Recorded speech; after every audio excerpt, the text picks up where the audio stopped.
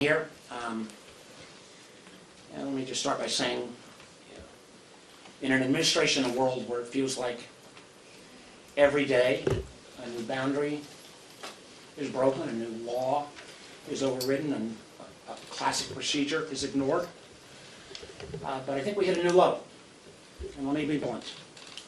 What the administration did in the last 24 hours is corrosive not only to our democracy, but downright dangerous for our national security.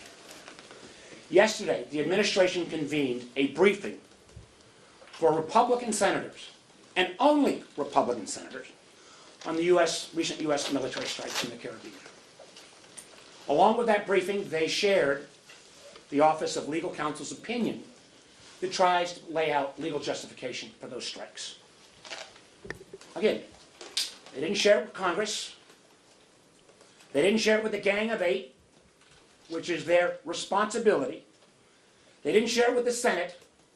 They shared it with one political party. That is not how the system is supposed to work. That is not how national security decisions are supposed to be made. Matter of fact, just last week, in a very classified, secure meeting with National Security Advisor and Secretary of State Marco Rubio, he looked me in the eye and personally promised that we would have that Office of Legal Ethics position laid out. He said he hoped it had been delivered that day. Now, I'm not blaming Secretary Rubio because I know he left for the Middle East next morning.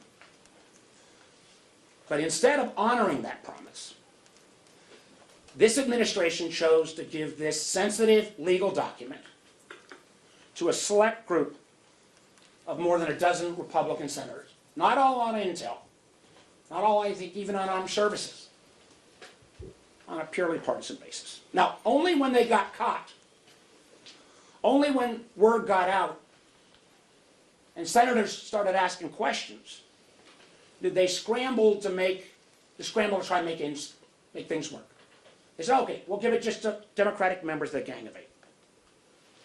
This is not how the law works. This is not how Congress is supposed to act. Try to cover your tracks after this malfeasance still falls short of what the Constitution demands. And I'd say in any normal administration, somebody would be fired for this kind of abuse. So now, this Office of Legal Counsel opinion should be shared with every member of the Senate, not just the Gang of Eight. Every senator, Democrat, Republican, Independent, has a constitutional role to play when the United States uses military force. And to make that review, it's not optional. It's our freaking duty. When an administration decides it can pick and choose which elected representatives get the understanding of their legal argument of why this is needed for military force, and only chooses a particular party, it ignores all the checks and balances. We've seen this in other actors. The one area that I thought we could maintain some level of comity, C-O-M-I-T-Y, was around national security, but not from this crowd.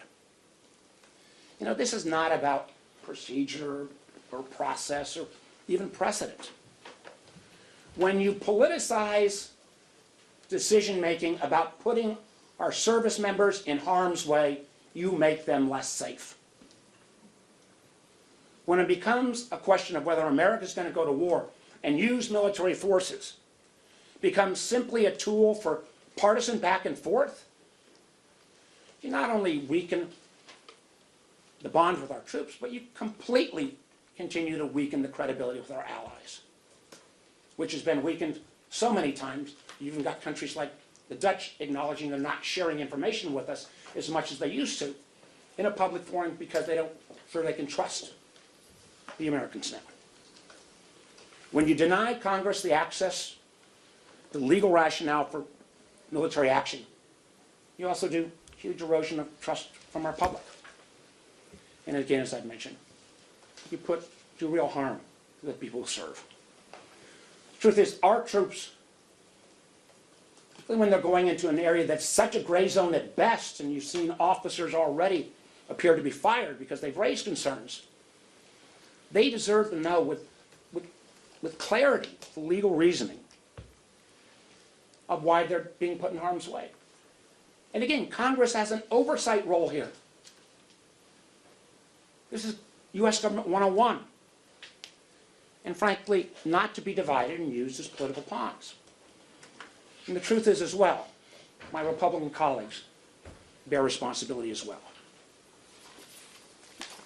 You know, every senator, regardless of party, should have a say on how military force is used. And frankly, Congress has a right and obligation to understand the legal basis.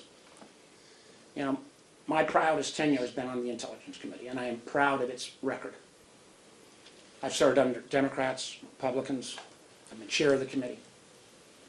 I can tell you, Saxby Chambliss, Dianne Feinstein, Richard Burr would have never allowed this to happen.